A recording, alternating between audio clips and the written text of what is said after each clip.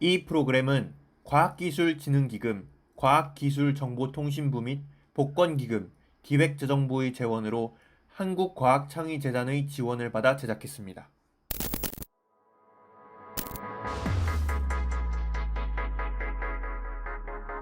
저희 오늘 다루는 작품은 세븐시즈라는 작품이에요. 네. 세븐시즈는 타무라 유미라는 분의 만화 시리즈인데요. 넷플릭스에서 최근에 애니화가 돼가지고 올라오기도 했는데 제가 애니메이션과 만화책을 둘 다 본 입장에서 애니메이션은 별로 추천하고 싶지 않습니다.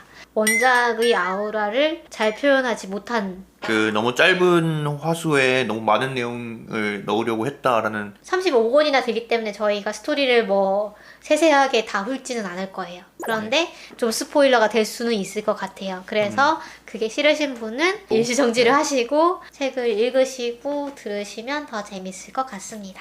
네. 간단하고 또 여러분께 익숙한 플롯이에요. 네. 운석이 지구에 떨어집니다. 그에 따라서 크게 이제 기후 변화가 일어나죠. 예를 들면 뭐 태양빛을 가려서 뭐 빙하기가 왔다. 빙하기가 오고 해일이 일어나고 뭐 재앙이 일어납니다. 인류가 여러 가지 방안을 생각을 해요. 이 운석을 아예 미사일로 맞춰가지고 깨는 방법과 쉘터를 만들어가지고 여기에 인간들을 수용을 하는 방법과 그 중에 마지막 보험, 만약에 이 모든 수단을 동원해서도 인류가 살아남지 못한다면 세븐시즈 프로젝트라는 것을 고안해냅니다. 봄, 여름, 가을, 겨울. 근데 여름만 A, B 팀이 있고 그렇게 5개 팀에 7명씩 가이드 1명씩을 동면시켜가지고 넣는 거예요. 인간이 살기에 적합한 기후다 라고 환경이다 라고 판단을 했을 때 이 동면 시스템이 풀려가지고 다시 깨어날 수 있도록 인류 중에 선택받은 이들을 동면시켜서 미래로 보낸 뒤에 이들이 다시 인류를 번성시키기를 바라는 거죠. 겨울팀은 홋카이도에서 깨어나고 다른 팀은 뭐 간토 지방이라던가 큐슈라던가 이런 쪽에서 깨어나가지고 먼 미래의 지구에서 서바이벌을 하는 것이 주 내용입니다.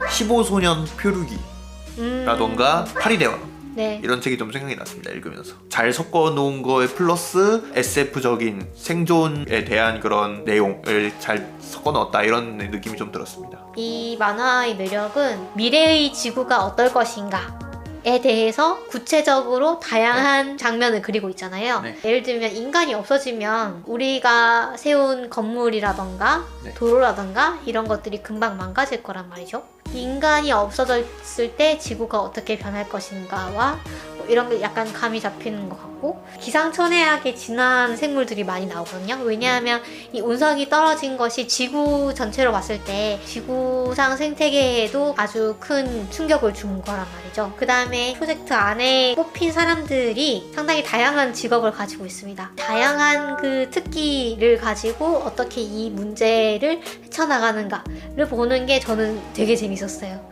캐릭터가 굉장히 많아요. 일단은 30명쯤 되잖아요. 지금 캐릭터가. 그쵸. 그런데 그 캐릭터 중에 낭비되는 게 거의 없어요. 그러니까 저는 이제 이런 만화를 볼 때 항상 문제가 되는 게 뭐였냐면 캐릭터 외우는 거였거든요.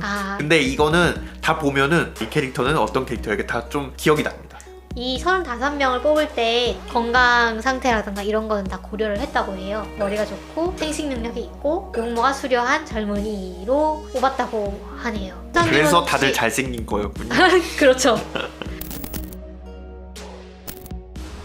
이 작품을 SF로 본다면 미래의 지구를 다룬다는 거 그런 것도 SF지만 또 생물 SF적인 요소가 많이 있지 않나 라는 생각을 했어요. 왜냐하면 계속해서 이런 새로운 환경에 적응할 생물상을 보여주고 그 생물상 속에서 인간이 어떻게 적응을 할 수 있는가를 보여주고 인간이 이런 생태계를 지나치게 파괴하거나 하지 않고 이 생태계 순환의 일부로서 살아갈 수 있는 방법에 대해서 계속 얘기를 하잖아요. 그런 부분들이 상당히 생물 또는 생태적인 SF가 아닌가. 우기와 건기가 있기 때문에 건기에는 바짝 말라가지고 거의 시체처럼 그냥 가만히 있는 동물들이 있어요. 공룡같이 생겼는데 수분이 있으면 탁 살아나가지고 다시 활동을 하기도 하고 거대한 거미가 나오기도 하고 저는 벌레 싫어해가지고 정말 개미도 나오고 굉장히 지렁이도 잘 나오고. 그렸어요. 네. 개미 같은 거 보면은 굉장히 디테일하다 이런 그렇죠. 생각이 듭니다. 네. 근데 네. 잔인한 장면이 그렇게 많지는 않았던 것 같아요. 제 그건 기억으로. 그렇죠. 네. 그 초반에 사실 사람들이 좀 죽고 그 다음부터는 사람들이 맞아요. 잘 안 죽었던 네. 것 같아요. 그래서 뒤에 가면은 근데 좀 네. 긴장감이 좀 떨어지긴 그러니까요. 해요. 그래서 어차피 다 안 살 건데, 죽겠구나 뭐 이런 한 이러면서. 30권쯤 가면은 안 네. 죽겠구나 이런 생각이 그렇죠. 들었습니다. 네. 일부 개체가 잡아먹히고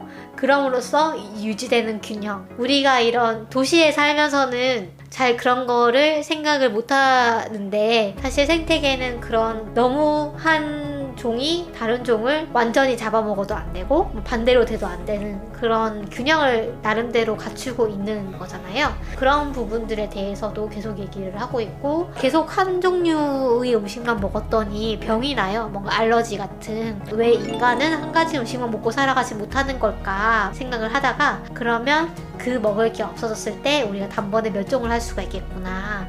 그래서 의외로 우리 인간은 어디서 무엇을 먹든 간에 적응을 할 수 있도록 잘 만들어진 게 아닐까라는 얘기를 해요.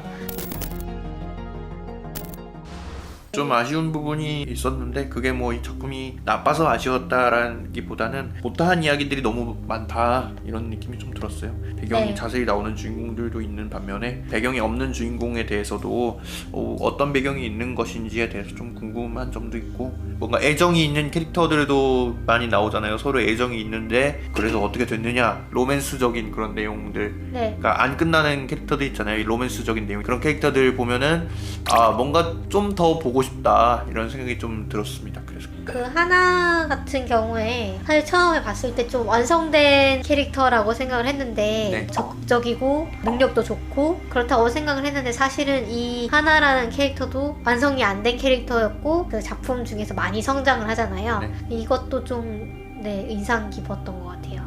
약간 먼치킨 같은 캐릭터인데 그럼에도 불구하고 한계를 자각하게 되고 이제 다른 사람들과의 어떤 관계로서 좀 성장해 나가는.